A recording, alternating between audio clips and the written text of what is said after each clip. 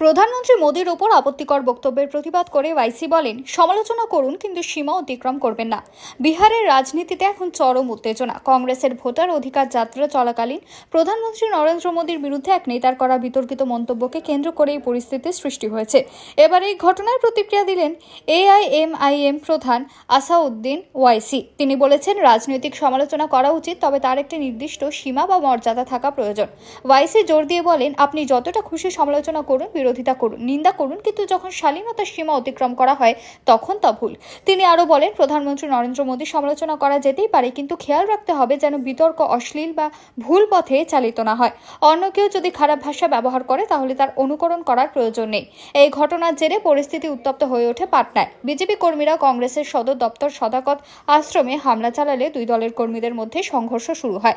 দুপক্ষের মধ্যে লাঠি, বাঁশ ও ইট পাথর ছোড়াছুড়ি হয়। কংগ্রেসের অভিযোগ, বিজেপি হামলা ও ভাঙচুর চালিয়েছে, যদিও বিজেপি তাদের প্রতিবাদকে শান্তিপূর্ণ বলেই দাবি করে। এই হিংসার পরিপ্রেক্ষিতে রাহুল গান্ধী এক্সে লেখেন, হিংসা এবং মিথ্যের সামনে সত্য অহিংসার কোনো স্থানই নেই। যত খুশি হামলা এবং ভাঙচুর করুন, আমরা সত্য ও সংবিধান রক্ষার জন্য আমাদের লড়াই চালিয়ে যাব। অন্যদিকে বিজেপি মন্ত্রী নীতিন নবীন রাহুল গান্ধী এবং কংগ্রেসের কাছে নিঃশর্ত ক্ষমা চাওয়ার দাবি করেছেন। এরই মধ্যে দারভাঙ্গা পুলিশ প্রধানমন্ত্রীকে নিয়ে বিতর্কিত মন্তব্য করা অভিযুক্ত মোহাম্মদ রিজভি ওরফে রাজাকে গ্রেফতার করেছে। ভিডিওটি ভালো লাগলে অবশ্যই একটি লাইক করুন এবং চ্যানেলটিকে সাবস্ক্রাইব করে আমাদের পাশে থাকুন, সময় ও সত্যের বন্ধু হয়ে। ধন্যবাদ।